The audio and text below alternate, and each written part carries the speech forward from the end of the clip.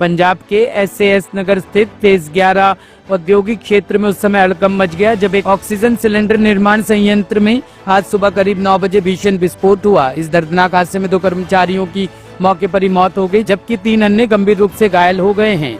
घटना की जानकारी मिलते ही पुलिस और राहत टीम मौके पर पहुंची और घायलों को नजदीकी अस्पताल में भर्ती कराया गया। फैक्ट्री के भीतर मौजूद अन्य कर्मचारियों को समय रहते बाहर निकाल लिया गया, जिससे एक बड़ा हादसा टल गया। इंडस्ट्रियल एरिया, यहाँ पे हाईटेक कंपनी है, एक है ऑक्सीजन सिलेंडर्स प्रोड्यूस करती है।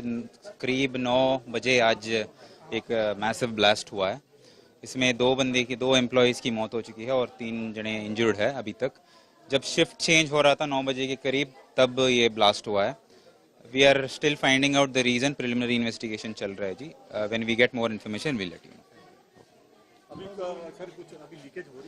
लीकेज हो सकती है जी, वी आर नॉट श्योर। इस करके we are just trying to send everybody out. Delhi की राजनीति का केंद्र बने शिक्षा क्षेत्र में बड़ा घटनाक्रम सामने आया है। दिल्ली विधानसभा के मानसून सत्र के दौरान दिल्ली स्कूल शिक्षा विधेयक 2025 को प्रस्तुत किया गया, जिसका उद्देश्य निजी और गैर सहायता प्राप्त स्कूलों में फीस बढ़ोतरी पर लगाम लगाना और फीस प्रक्रिया को पारदर्शी बनाना है। इस विधेयक को लेकर जहां अभिभावकों ने मुख्यमंत्री रेखा गुप्ता से मुलाकात कर आभार जताया, वहीं विपक्षी आम आदमी पार्टी ने इस पर तीखा विरोध जताया। दिल्ली विधानसभा परिसर में बड़ी संख्या में पहुंचे अभिभावकों ने मुख्यमंत्री रेखा गुप्ता से मुलाकात कर नए विधेयक के लिए धन्यवाद दिया। अभिभावकों ने इसे अपनी वर्षों पुरानी मांग की दिशा में ऐतिहासिक कदम बताया। शिक्षा मंत्री आशीष चौधरी ने इस मौके पर कहा कि लोग कह रहे हैं कि रेखा दीदी की ललकार है, अब नहीं चलेगा शिक्षा का व्यापार।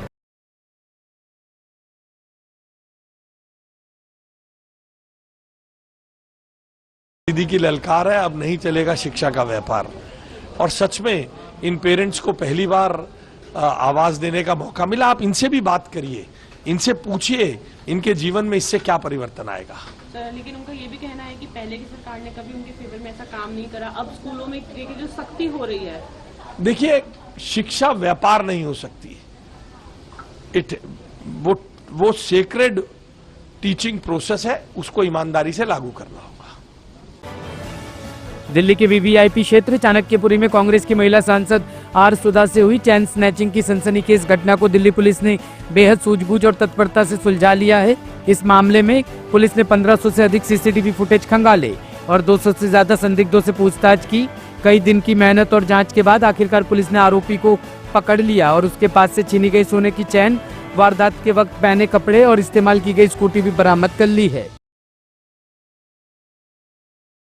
एक माननीय सांसद के साथ में चैन स्नैचिंग हुई है, उसकी गंभीरता को लेते हुए इमीडिएटली हमने मल्टीपल टीम्स गठित की और इंटर डिस्ट्रिक्ट कोऑर्डिनेशन नॉर्मली भी हम करते हैं किसी भी सेंसिटिविटी केस को या इन जनरल भी केस को सुलझाने के लिए। इंटर डिस्ट्रिक्ट कोऑर्डिनेशन में multiple teams of different districts की गठित करके इस केस के लिए हम आगे बढ़े। इसके अंदर हमने अभी तक with in 48 hours I must say कि टीम के गुड कोऑपरेशन और कोऑर्डिनेशन से अक्यूज को हमने इसमें डिटेन अरेस्ट कर लिया है और जो चैन थी वो भी पूरी हमने उसमें रिकवर कर ली है।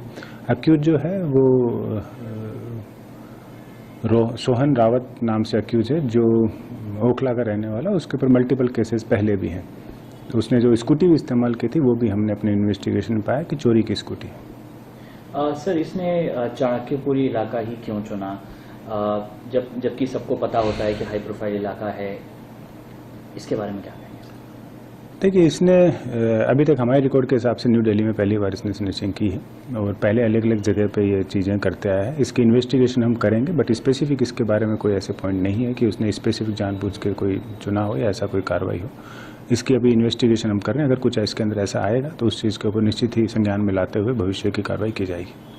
सर, इसके अलावा जब इसने स्नैचिंग की तो क्या इसको बाद में पता चल गया था कि इसने मेंबर ऑफ पार्लियामेंट से स्नैचिंग की है, और उसके बाद क्या इसने छुपने के लिए कुछ खास तरीके अपनाए?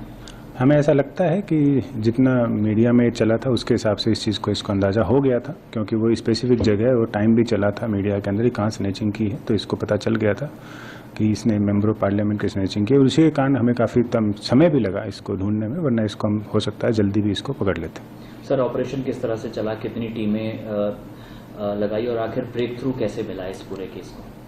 इसमें मैंने आपको बताया कि तीनों डिस्ट्रिक्ट्स के कोऑर्डिनेशन से ये मूवमेंट हुआ है और इसको पकड़ा गया है और तीनों डिस्ट्रिक्ट की मल्टीपल टीमें लगी हैं। मैं अगर मेरे अपने यहाँ पे कहूँ तो मेरे यहाँ पे मल्टीपल टीमें लगी थी, स्पेशल स्टाफ पुलिस स्टेशन और इनकी स्पेशली, और बाकी एंटी स्नैचिंग चेन टीम्स और इनको भी अंदर से लगाया गया। और ब्रेक थ्रू हमने सेवरल हंड्रेड्स ऑफ आई में से थाउजेंड्स ऑफ CCTVs भी इसके अंदर देखे गए, जिसके अंदर इसको टेल किया गया। और उसके अलावा जब जहाँ पे जो डिटेल आती है उसके बेसिस पे हमने ह्यूमन इंटेलिजेंस भी इसके अंदर गैदर किया, जिसके अंदर इसको पकड़ा गया। मैं एक चीज़ और आपको बताना चाहता हूँ कि न्यू दिल्ली में अभी तक हमने जो केसेस रजिस्टर हुए उसके अंदर 83% हमारी वर्कआउट है अलॉन्ग विद द रिकवरी।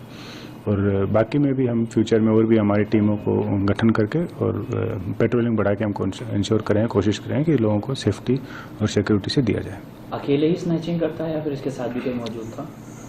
अभी के प्रेजेंट केस में तो ये हमें अकेला ही स्कूटी पे दिया गया है, बट मना नहीं कर सकते, कोई और भी होगा तो उसके इन्वेस्टिगेशन में जांच की जाएगी। ये भी सामने आया सर, रिसेंट जेल से बाहर आया था?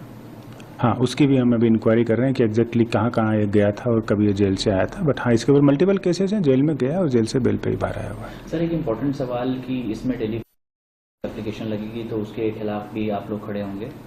हाँ, बेल कैंसिलेशन एक प्रावधान है कि बेल एक कंडीशन पे दी जाती है। अगर आपको पता हो तो BNSS में उसके प्रोविजन है कि बेल किन कंडीशन में मिलती है। निश्चित ही ये इस चीज़ का उल्लंघन है और इसके लिए हम कोर्ट में जरूर जाएंगे। ब्यूरो रिपोर्ट, टीम तफ्तीश न्यूज।